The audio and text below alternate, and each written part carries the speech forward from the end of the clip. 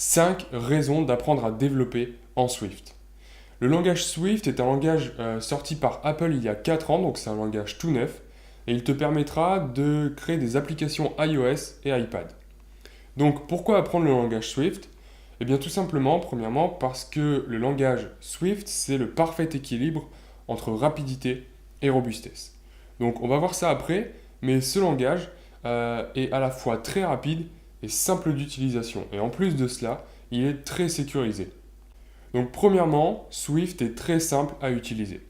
Pourquoi? Eh bien tout simplement, premièrement, parce qu'il existe une application sur l'App Store, le Playground, qui te permettra d'apprendre pas à pas, de manière très ludique, à coder en Swift.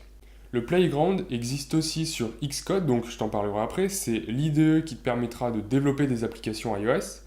Et on voit ici sur Xcode que j'ai écrit une certaine boucle for, donc qui va me permettre pour plusieurs valeurs, plus de 150 valeurs, de calculer un certain indice que l'on va élever au sinus. Donc on voit ici par exemple dans ma boucle for, on peut remarquer toutes les valeurs de mon compteur à l'intérieur de cette boucle. Et le fait par exemple que l'on puisse visualiser les différentes valeurs de mon compteur à l'intérieur de cette boucle, ça va justement te permettre de détecter les bugs à l'intérieur de ton application et pour voir si par exemple les bugs de ton application proviennent de la boucle for que tu as écrite.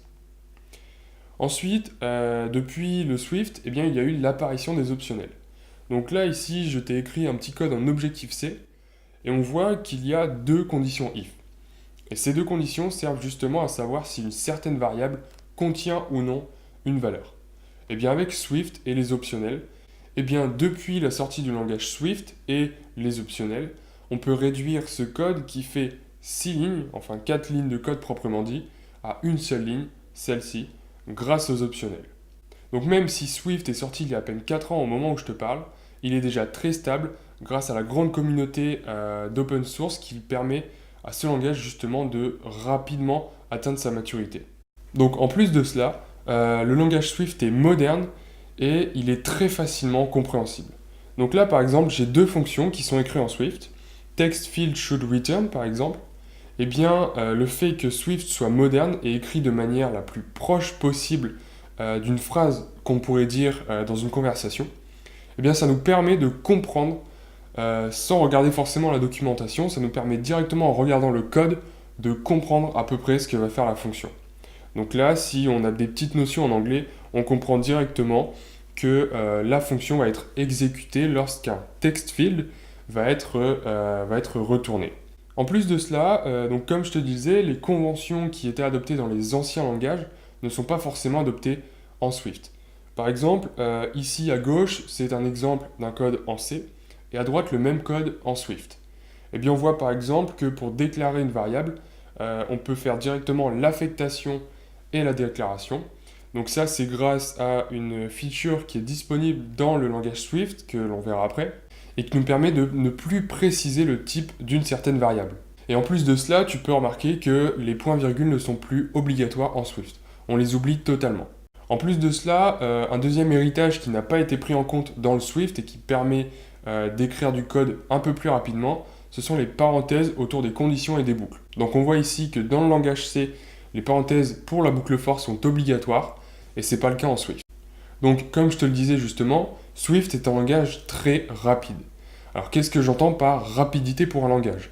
C'est premièrement la rapidité de la compilation, mais c'est également la rapidité d'exécution et d'écriture du code. Puisque quand on va développer une application, on va écrire plusieurs centaines, voire plusieurs milliers de lignes.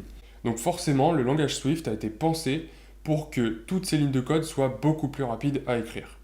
Donc concernant cette vitesse justement de développement, on voit par exemple que l'Objective-C était déjà presque 3 fois supérieur au Python, et le Swift est encore plus rapide, presque 4 fois plus rapide que le Python. En plus de cela, le langage Swift est sécurisé. Alors qu'est-ce que j'entends par sécurisé? Il y a deux choses à prendre en compte dans un langage pour qu'il soit sécurisé. C'est premièrement ce qu'on appelle le type inference. Donc le type inference, on le voit ici, c'est le fait en Swift que l'on puisse déclarer une variable sans préciser son type. Donc là par exemple, pi a été déclaré sans que je lui indique que c'est un type double, et Xcode a directement reconnu que cette variable-là était de type double, avec la valeur que je lui ai affectée. Ensuite, il y a ce qu'on appelle le type safety. Le type safety, c'est le fait que l'on va initialiser une variable avec un certain type et que Xcode et Swift vont nous indiquer lorsqu'on va essayer de stocker dans cette variable un autre type de variable. Par exemple, imaginons que je crée une variable int, eh bien le type safety va nous permettre de ne jamais rentrer autre chose comme valeur qu'un entier dans cette variable-là. Et ensuite, petit bonus, le langage Swift est open source. Donc ça, c'est justement ce qui lui a permis, en à peine 4 ans, de devenir presque mature et sûrement d'atteindre sa version finale d'ici quelques années. Donc j'espère t'avoir convaincu que le langage Swift, c'était le langage le plus simple à apprendre pour créer ses applications iOS. Et je t'invite à faire un tour sur le site du développeur libre où tu pourras trouver plein de ressources et surtout une formation complète pour apprendre à développer en Swift et ensuite créer tes propres applications.